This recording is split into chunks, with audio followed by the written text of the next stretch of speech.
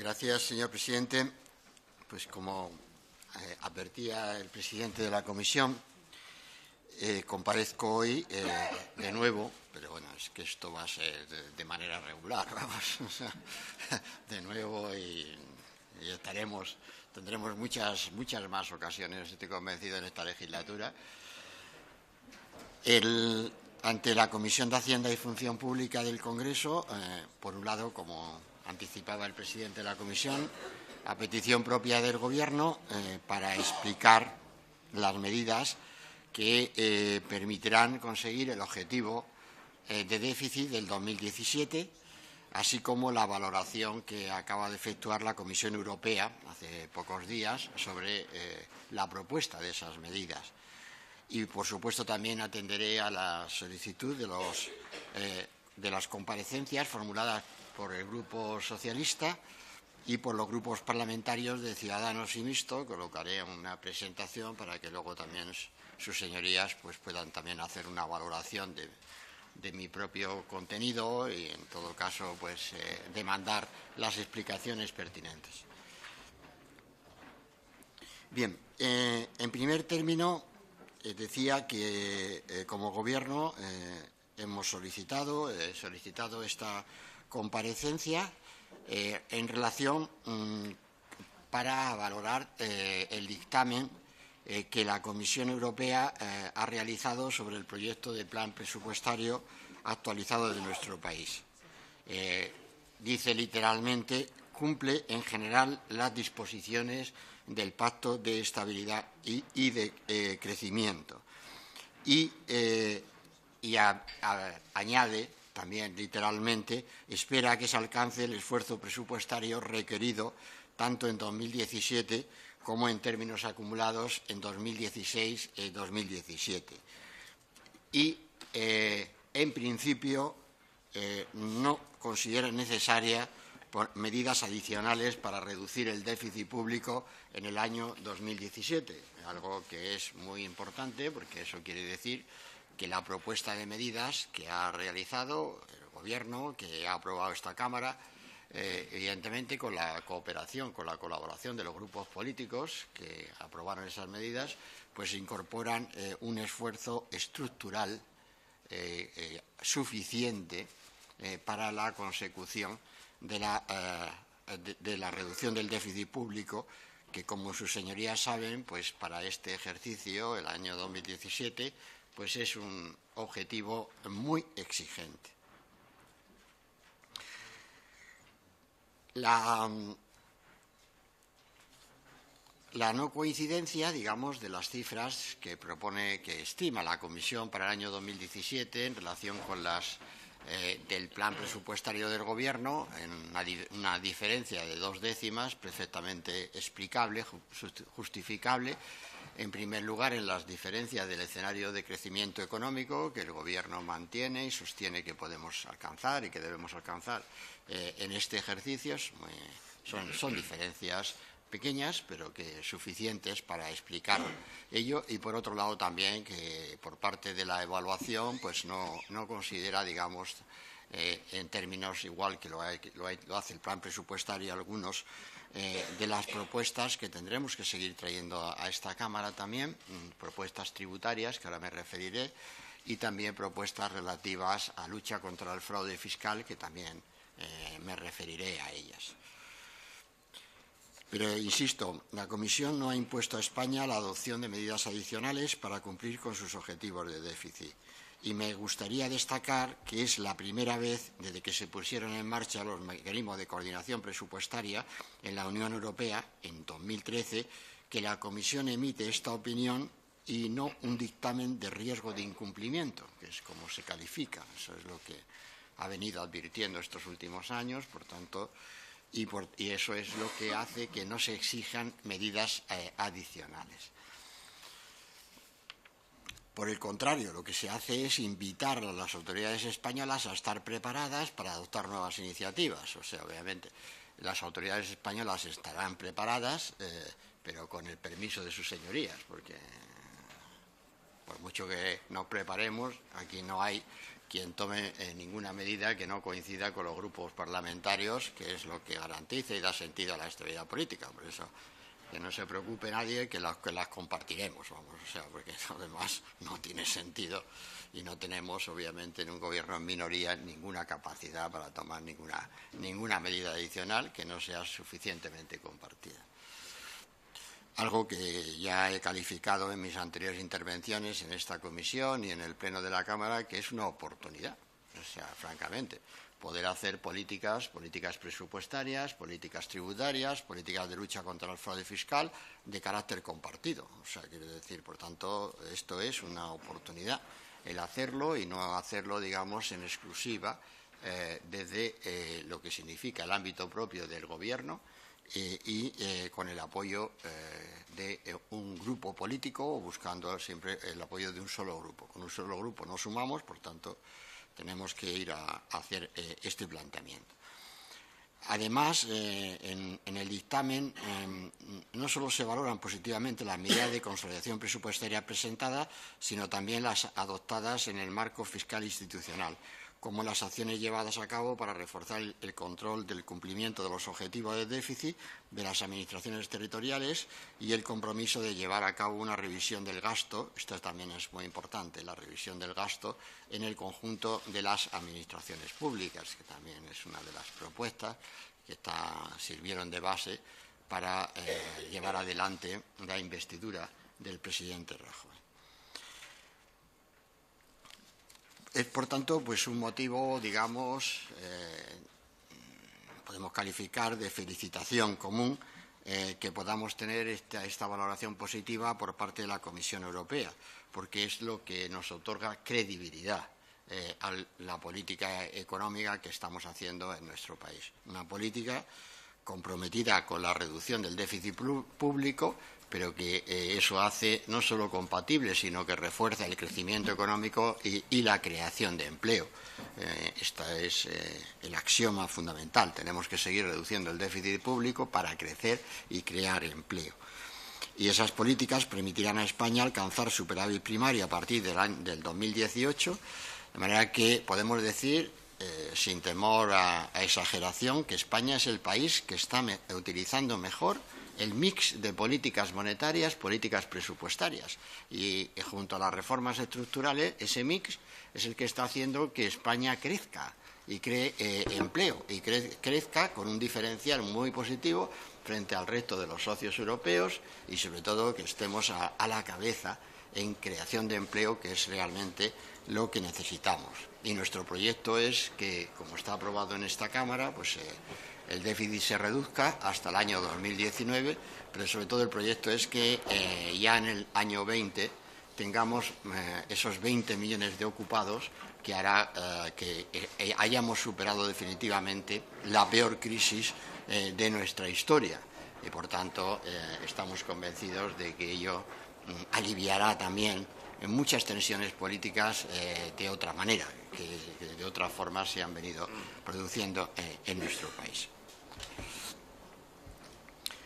No cabe duda que la inestabilidad política que vivimos en el año 16 pues alimentó algunas dudas sobre si esas mismas políticas se iban a mantener o si se iba a dar un cambio brusco que pusiera en peligro la reducción del déficit público y con ello la propia recuperación económica.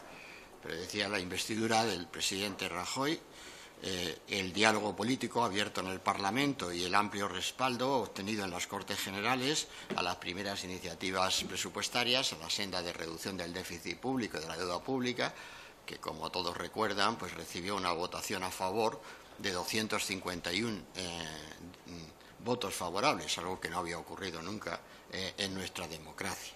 Por tanto, podemos decir que estamos completamente a favor en la gran mayoría de grupos políticos, no todos, obviamente, pero la gran mayoría de grupos políticos con la política que efectivamente está proponiendo el Gobierno. Eso es estabilidad política y eso es la estabilidad política que facilita la estabilidad económica, sin la que pues, no se puede crecer, no se puede generar riqueza, no podemos repartirla más equitativamente a través de los nuevos puestos de trabajo, a través de servicios públicos sólidos que mejoren la calidad de nuestros ciudadanos. Señorías, ahora de lo que todos somos conscientes es que en el inicio del ejercicio 2017 tenemos unos presupuestos generales del Estado prorrogados. Esto es así. Esto es, en primer lugar, una consecuencia de lo que ha sido el propio calendario político, los plazos necesarios para la formación de gobierno, y a partir de ello, pues obviamente hemos entrado en esta fase de presupuestos prorrogados. En esta fase, lo que estamos haciendo desde el Gobierno es, teniendo en cuenta el límite de gasto no financiero del Estado, que ya fue sometido a informe en esta Cámara, no a votación. La votación se refería a los objetivos de déficit y de deuda, pero evidentemente los objetivos de déficit y de deuda responden a una evolución previsible de los ingresos y a una previsión realista de los gastos, porque si no, no sé lo que se ha votado, claro, claramente, ¿no? Y sí se ha votado, por tanto, un enfoque de política presupuestaria que es el que se contiene en el límite de gasto no financiero del Estado para el año 2017, que lo que hemos hecho, en lo que hemos, por tanto, ya dado el primer paso en los presupuestos de lo que serían los presupuestos de 2017, es fijar ese límite haciéndolo coincidir con el gasto real con que se ha cerrado en el Estado el año 2016. Eso es lo que hemos hecho. Y por ello el Consejo de Ministros aprobó el pasado 30 de diciembre un acuerdo de no disponibilidad por importe de 5.493,1 millones de euros. Esto es, el último Consejo de Ministros del año aprobó ese acuerdo de no disponibilidad, que lo que hace es, digamos, anticipar que las partidas de los ministerios, las partidas también contenidas en los órganos institucionales, las grandes partidas de los presupuestos del 2017 serán continuidad y persistencia de los que han sido los presupuestos ejecutados en el año 2016. Es la forma de que la moderación en el gasto público permita que en un escenario de crecimiento económico nominal, que al menos será del 4%, el gasto público caerá en peso relativo más de un punto porcentual de Producto Interior Bruto. Y ello permitirá que el gasto público este año pues quede en el umbral del 41%, y junto a las otras medidas tributarias, eso lo que hará es conseguir contribuir a la reducción del déficit público, al tiempo que de esas medidas tributarias también se derivan consecuencias para la financiación de las administraciones territoriales en nuestro país, comunidades autónomas y corporaciones locales. Las medidas que también ya fueron votadas en el mes de diciembre pues han afectado a figuras tributarias como el impuesto sobre sociedades, los impuestos especiales o los aplazamientos de deudas tributarias, a los que ahora también me referiré.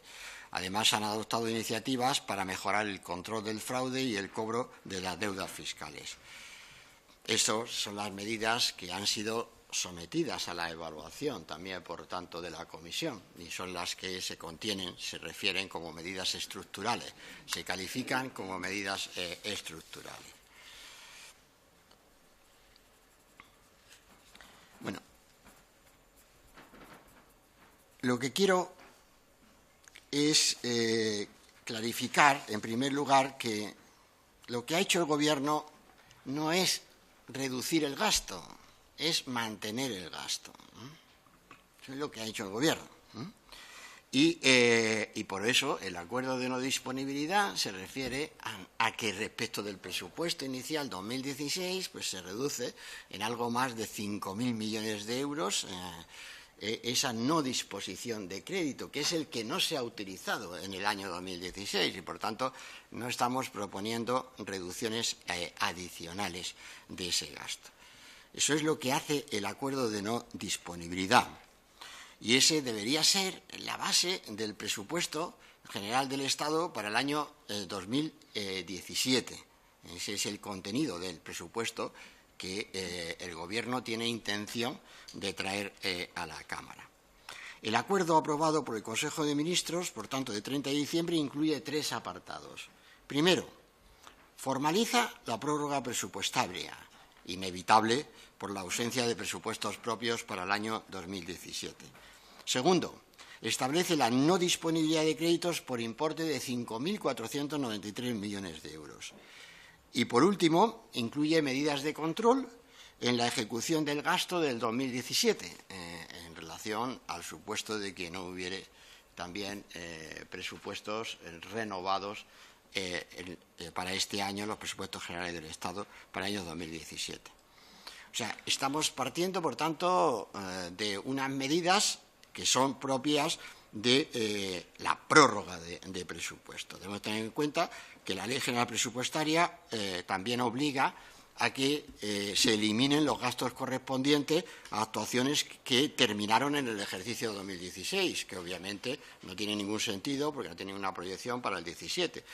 Esto supone que desaparecen de los presupuestos prorrogados 350 millones de euros que se gastaron el año pasado en actuaciones que no tenían continuidad para otros ejercicios.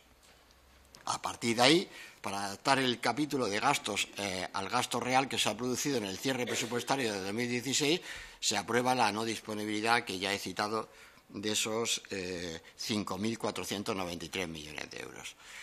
Y luego ya, pues, lo que hacemos es lo que ya hicimos en el año 2016. Esto no afecta a las áreas de sanidad, de educación, de pensiones, de clases pasivas y órganos constitucionales. Por tanto, ya dijimos que esto no afectaría a las partidas de índole social que contemplaban los presupuestos 2016 y sí afectan a las otras partidas, que es lo que la no disposición.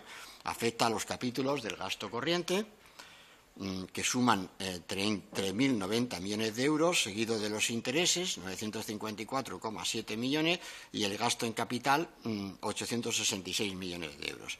Estas medidas suponen que el gasto no financiero se va a situar en 118.132 millones de euros, 205 millones por debajo del límite de gasto aprobado por el Gobierno para 2017. Esta cantidad va a permitir atender ese mismo año a la ampliación del permiso de paternidad a 4 semanas, que es también lo que ha entrado ya en vigor y estamos cumpliendo el acuerdo con el Grupo Político de Ciudadanos. El último bloque del acuerdo, aprobado el 30 de diciembre, es sobre medidas de control de la ejecución del gasto con el fin de garantizar el cumplimiento del objetivo de déficit. Según este último punto, los órganos de los ministerios, de sus organismos autónomos y de las entidades gestoras y servicios comunes de la Seguridad Social no podrán tramitar nuevos expedientes de gasto de los capítulos 4, 6, 7 y 8, ni aprobar nuevos gastos de expediente ya iniciado cuando el gasto comprometido con cargo al ejercicio 2017 haya alcanzado el 80% del presupuesto prorrogado. Todo esto afecta a una situación provisional y excepcional, que es la de unos presupuestos prorrogados. Pero esta es una situación que tiene que acabar, vamos, lo antes posible. Quiero decir, todo esto es lo que hay que hacer, pero insisto, para una situación que es lo que hay que hacer con ella es que acabe pronto y podamos tener unos presupuestos en España actualizados, los presupuestos del Estado, puesto que, como ya también he venido insistiendo, es que si no lo tuviéramos los presupuestos del Estado actualizados, pues cuesta entender qué clase de legislatura ni a qué clase de estabilidad política estamos refiriéndonos, ¿no? Somos capaces de acordar el techo de gasto, en el sentido, los objetivos de déficit y de deuda, somos capaces de acordar las medidas tributarias que garantizan los ingresos para reducir el déficit público y no somos capaces de acordar los nuevos presupuestos. Esto es una situación pues inédita No digo en la democracia española, por supuesto, pero inédita, en fin, en la circunstancia del mundo democrático, vamos, o sea, esto sí que es... ¿por qué razón? Si hemos sido capaces de alcanzar esos acuerdos, ahora no nos vamos a poner de acuerdo sobre los presupuestos generales del Estado. Por unas razones políticas propias, porque tenemos problemas en nuestras formaciones políticas, pues estamos aquí para trascender esos problemas y estar al servicio del interés general de los ciudadanos, que consiste en tener presupuestos del Estado vigentes y no prorrogados a comienzo de legislatura, porque es que si no, es que, insisto, es una situación, en fin, cuando menos pintoresca, ¿no? Realmente. Decir que vamos a prorrogar los presupuestos del 2017, pero que en el 2018 tendremos presupuestos nuevos, seguro, porque entonces ya habremos pasado no sé cuántos cónclaves de partido, pues, en fin, no es un argumento muy sostenible, insisto, y vengo a explicar claramente esta mañana, no es muy sostenible esto realmente para decir que esta Cámara no es capaz de aprobar unos presupuestos generales del Estado suficientemente actualizados. Por eso, todas estas medidas que estamos adoptando pues, son las que tenemos que adoptar, pero, insisto, estamos ante una obligación política de primer orden, a la que tenemos que saber responder y estar a la altura de la circunstancia, porque eso es el resultado de unas elecciones generales que se celebraron en España el 26 de junio y ese es el resultado de la representación que estamos detentando en esta Cámara. En relación con las medidas fiscales, solo decir que hay debate sobre lo que hemos hecho en el impuesto sobre sociedades y tal, diciendo, y lo que ha aprobado esta Cámara. Pero yo lo que quiero también es llevar a la consideración siguiente. ¿Cuándo España ha tenido un impuesto sobre sociedades del 25%, como tenemos actualmente, en este comienzo del año 2017? ¿Recuerda alguien que hayamos tenido en algún momento un tipo impositivo del 25%? Ese tipo impositivo no es el que le corresponde tener a España, a sus empresas, para que puedan efectivamente tener atractivo en la realización de su actividad económica, generar los beneficios y pagarle el impuesto. Ese tipo del 25% se puede reducir con deducciones todavía vigentes en la estructura relativas a la capitalización de las empresas. Son los fondos de reserva y los fondos de nivelación. Y, por tanto, los segundos aplicados a la PYME te harían que la actual PYME en España tenga un tipo efectivo de gravamen del 20%.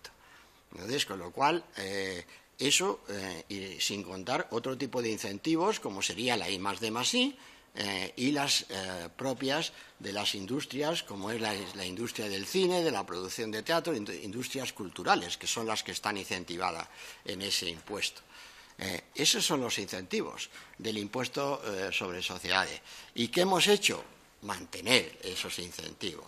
¿Y qué hemos hecho? Cambiar otros elementos del impuesto que venían a significar y a suponer que con todo el derecho, obviamente, y como consecuencia de la crisis y también como consecuencia de los problemas de la internacionalización, pues con todo el derecho, pues determinados agentes económicos, empresas, los grandes, los grandes grupos empresariales, que son los que menos tributan, tienen tributación efectiva en España, porque los últimos datos son bastante elocuentes, están en una tributación efectiva última, no tenemos el 16, pero del orden entre un 7 y un 8%, pues lo que promueva es que la tributación de estos grupos consolidados se acerque a la tributación del tipo nominal del impuesto, que es lo que tenemos que hacer, porque si no, no se nos va a entender, ¿no? Ni la política tributaria, ni es explicable que un ciudadano, cualquiera de nosotros, esté tributando de lo que está tributando por impuestos sobre la renta, o una PYME esté tributando un 18% y un grupo consolidado esté tributando el 7%. Pues no se entiende. Y entonces, No se entiende, no se puede aceptar. Y entonces para eso estamos los legisladores. Y los legisladores, ¿qué hemos hecho? Pues cambiar las condiciones. Y cambiar las condiciones se le puede calificar de inseguridad jurídica. Hombre, claro, cada vez que cambian las condiciones, dice que te han cambiado la circunstancia jurídica, ¿no? Pero claro, esas quejas son las mismas que cuando llegamos al gobierno en el año 12, es que el tipo efectivo de los grandes grupos no era el 7, el 8, era el 3. Lo que decía que grandes grupos en España pagaban 0. Y entonces, ¿qué hicimos? Promover cambios en el impuesto sobre sociedades, como por ejemplo la limitación de los gastos financieros en la base imponible. Ya lo hicimos en las primeras medidas en abril del año 12. ¿Eso les gustó? Pues no, pero ¿les vino bien? Sí. Miren el desapalancamiento que han tenido durante estos años, que ha sido extraordinario, ¿no? Y entonces, para eso hacemos política, ¿no? Hacemos política para el interés general. Y eso es lo que se ha hecho con estas modificaciones del impuesto sobre sociedades, porque es que si no, no se entiende. Perdonen que me haya expresado, porque he venido a comparecer, porque es que no se entiende de qué estamos hablando, ¿no? Estamos hablando de que a ustedes, grandes grupos, les conviene tributar más, porque es que si no, esto de la cohesión social pues, y la circunstancia tributaria pues no se sostiene, no se sostiene. Baje usted más el gasto. ¿En qué? ¿En qué? Dígalo usted. ¿En qué? ¿En qué tengo que bajar más el gasto? Y yo me lo planteo. Yo me lo planteo. Pero no me hable en genérico, porque el gasto, ya lo he explicado, está bajando en términos de PIB. Y, por tanto, eso es lo que tenemos que hacer sensatamente en un país que aspira a reducir el déficit público. Pero no nos vamos a bajar más el gasto social. Ya lo he explicado en mi comparecencia. Es que hemos bajado el gasto, el total del gasto de las administraciones públicas en España desde el año 11 acá al año 16 en 15.000 millones de euros. Y hemos subido el gasto social, como también he tenido ya ocasión de explicar. Oiga, no, es que hemos subido y nunca ha habido tanto gasto social como ha habido en el año 2016. Y dirá alguien, pues no estoy de acuerdo. Me parece muy bien, muy legítima la postura, pero este gobierno sí está de acuerdo y hace esa política, que por cierto es la que está permitiendo el crecimiento económico y la creación de empleo en España. ¿O es que ese crecimiento económico y esa creación de empleo está obstaculizada por estas políticas tributarias o esta política presupuestaria? Si estamos creciendo y se está creando empleo, será por algo, ¿no? Y entonces, pues no será tan malo hacer ese gasto social, que por cierto, ese gasto promueve la cohesión social en nuestro país. Sin ese gasto social, pues millones de personas no tendrían renta, capacidad económica y se produciría una desafección sobre la política que sería muy grave. Y, por tanto, eso es propio de una España que es miembro de una Unión Europea en donde todos los países de esa Unión Europea desarrollan ese estado de bienestar, lo hacen de acuerdo con sus posibilidades, sus capacidades y, por tanto, pues es propio, digamos, de nuestra pertenencia a ese proceso de integración política que llamamos Unión Europea. Y, por tanto, me he expresado, digamos, de la manera más directa.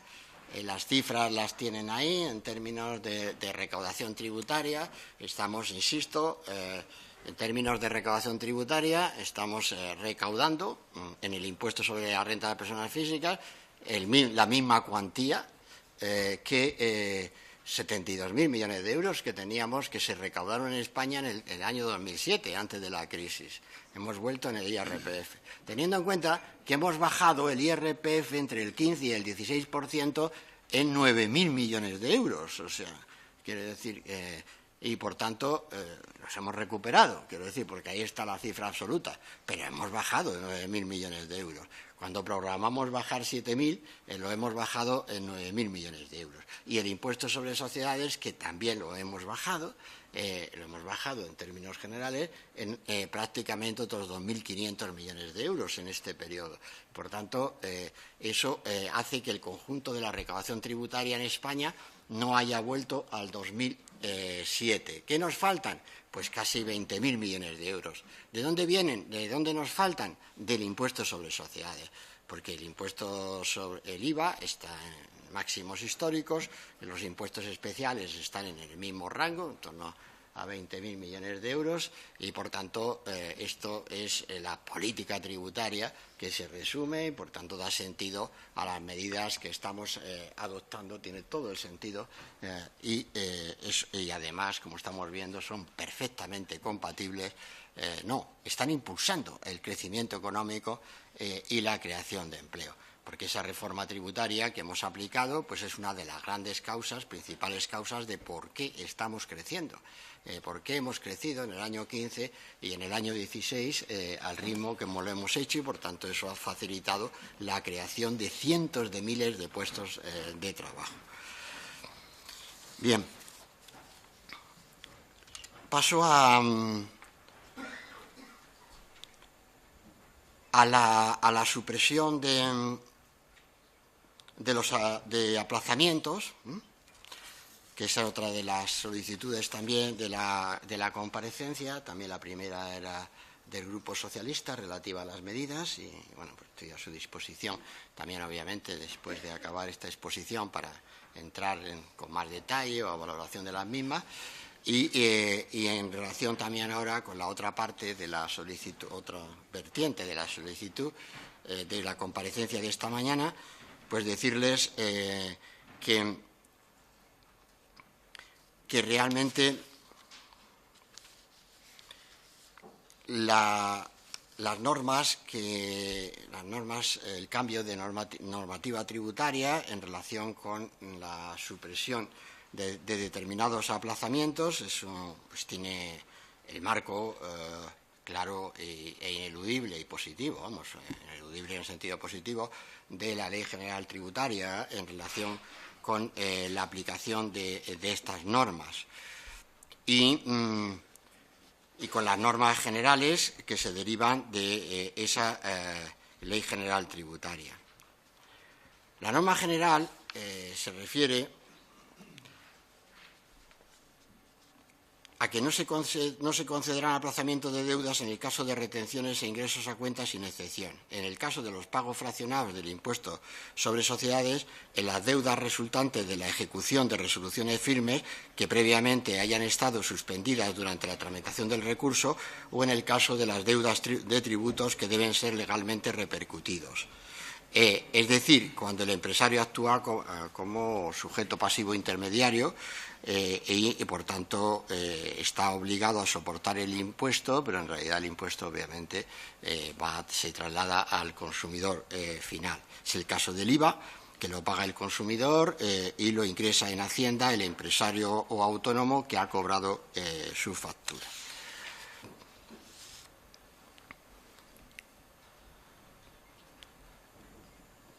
Bueno, somos muy conscientes de las consecuencias y de los hábitos que el periodo tan difícil, ¿no?, que hemos atravesado en términos de una crisis, como hemos calificado, aparte de la más grave de nuestra historia, la más larga, ¿no? Y por tanto, pues no cabe duda que eso ha creado unas dificultades en muchísimos ámbitos del mundo económico, empresarial, de la pequeña y mediana empresa, de los autónomos, como es el problema de la morosidad, como que ha alcanzado cotas, también en términos de la morosidad propia de las administraciones públicas, en fin, todo esto somos muy conscientes. Pero también somos muy conscientes de que tal como está ya estructurada la norma y la aplicación de esa norma, pues es evidente que los autónomos y pequeños empresarios necesitan un tratamiento especial en la modificación de los aplazamientos del IVA, ya que muchos de ellos se enfrentan con frecuencia a que tienen que abonar el impuesto antes de que sus clientes lo hayan satisfecho en sus facturas. Esta situación es de sobra conocida y les ocasiona dificultades transitorias de tesorería para poder ingresar el IVA en la hacienda pública. Para solucionar estos tipos de situaciones, la Agencia Tributaria ha emitido una instrucción en la que aclara los criterios internos que deberán aplicar los órganos de recaudación para gestionar solicitudes de aplazamientos y fraccionamientos. En esta instrucción, de fecha 18 de enero, se especifica que, aunque la Ley General Tributaria exige que con carácter general las deudas fraccionadas o aplazadas estén garantizadas, no es necesario aportar ninguna garantía si la deuda pendiente es igual o inferior a 30.000 euros, lo que apunta directamente a los autónomos y pequeñas empresas en el abono del IVA. Este importe, el importe de los 30.000, se fija por orden ministerial. Era de 18.000 euros y se elevó en octubre del 2015 a 30.000 euros. O sea que esto ya fue lo que se hizo, insisto, a finales, en la última parte del año 15.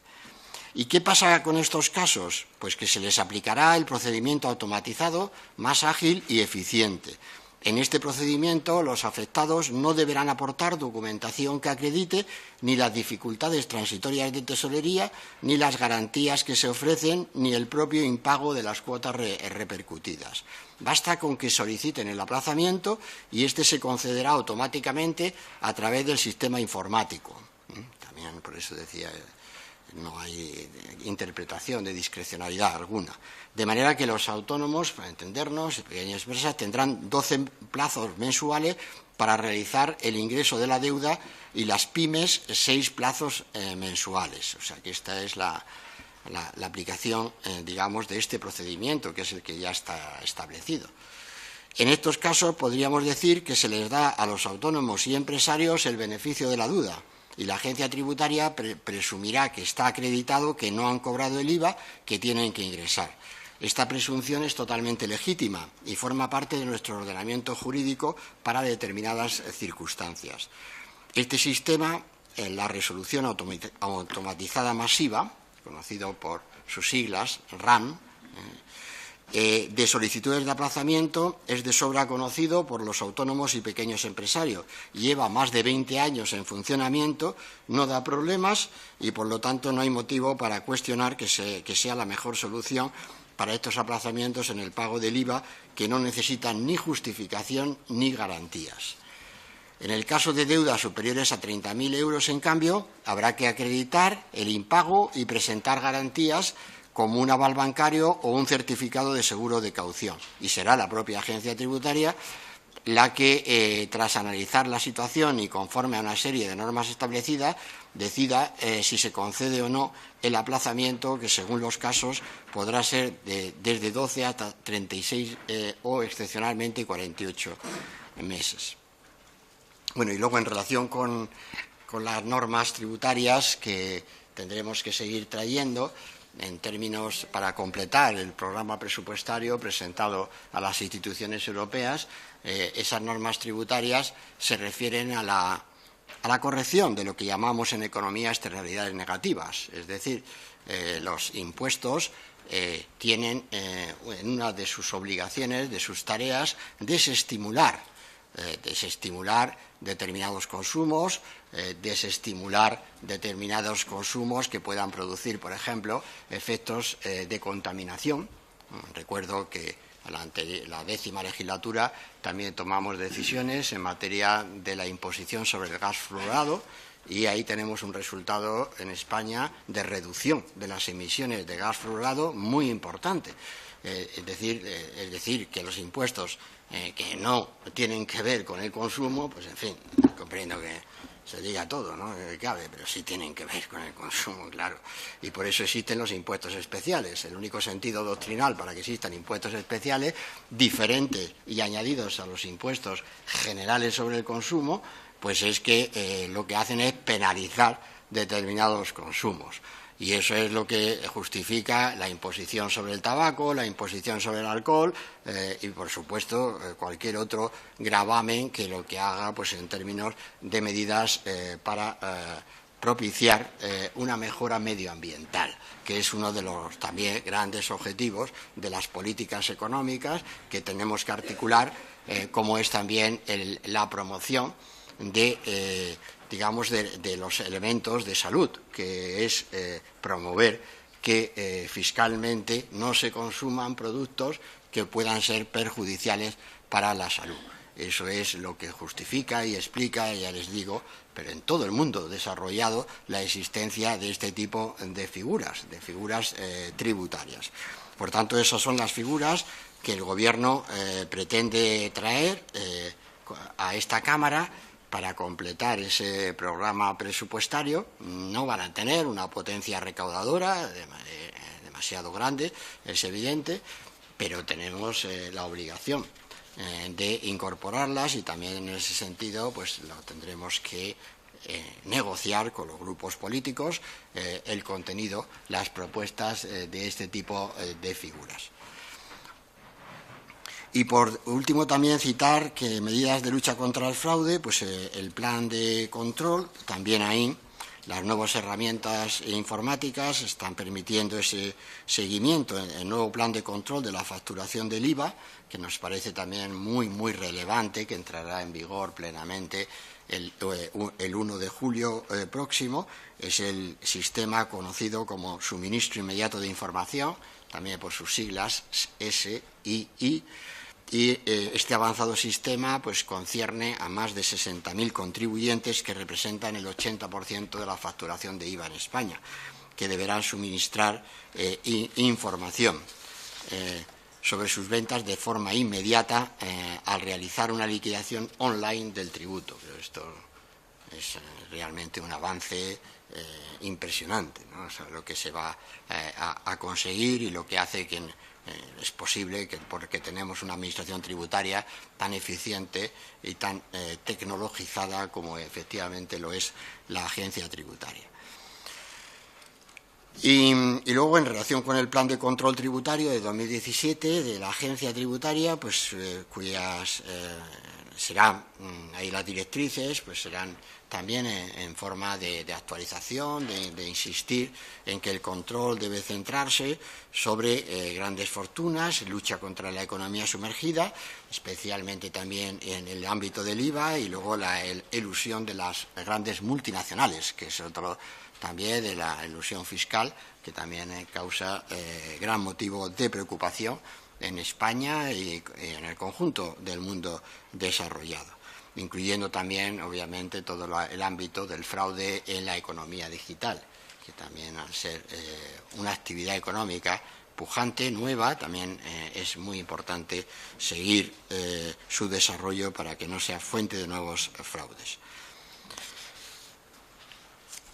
Bien, el resumen de todas estas actuaciones es que esperamos un impacto estructural del conjunto de las medidas tributarias de unos 7.500 millones de euros, que correspondiendo, como recuerdan, al impuesto sobre sociedades, le facilitaría, digamos, provendría una recaudación adicional de 4.650 millones de euros.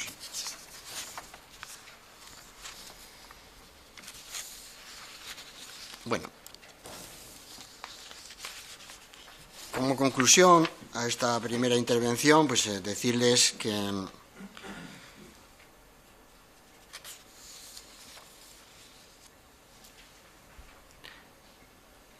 debemos insistir en el sentido de perfeccionar la política presupuestaria que hemos aplicado en nuestro país estos últimos años. Nada hay rígido, nada hay que no se pueda perfeccionar, y menos las políticas económicas y las políticas presupuestarias que se aplican en un país. Pero debemos hacerlo también desde el convencimiento de que las políticas presupuestarias han sido eficaces, porque si no, no estaríamos creciendo y no estaríamos creando empleo. Y por ello acabo insistiendo en la importancia y apelando a ese gran concepto que es el de la estabilidad política, para que podamos dar forma a unos nuevos presupuestos generales del Estado que permitan conseguir los objetivos de déficit y de deuda que ya están comprometidos, y en este comienzo de 2017 debemos insistir en la importancia de los mismos. Para todo esto hay que dialogar y hay que acordar lo que nos han dicho las urnas, que trabajemos juntos, que trabajemos el Gobierno con los grupos políticos presentes en esta Cámara, trabajemos por el interés general de los españoles. Y la elaboración de unos presupuestos nuevos es una de esas oportunidades. Puede que sea la más importante de la que tenemos delante, porque está en nuestras manos la posibilidad de decidir dónde se destinan los ingresos disponibles, la posibilidad de decidir qué políticas son las prioritarias para terminar de salir de una vez por todas de esta crisis económica que todavía tiene su peor faz en términos de alto nivel de paro. Por tanto, ese es el objetivo que nos reúne en esta Cámara y ese es el objetivo que anima la acción de Gobierno. Y, por tanto, pues cada vez que tengamos la oportunidad de estar presentes en esta Cámara, insistiremos en la importancia del diálogo y del acuerdo. Pero ahora, a comienzo del nuevo ejercicio 2017, ese diálogo y ese acuerdo tienen que tener como objetivo concreto la consecución de unos nuevos presupuestos generales del Estado para el año 2017. Muchas gracias, señor presidente.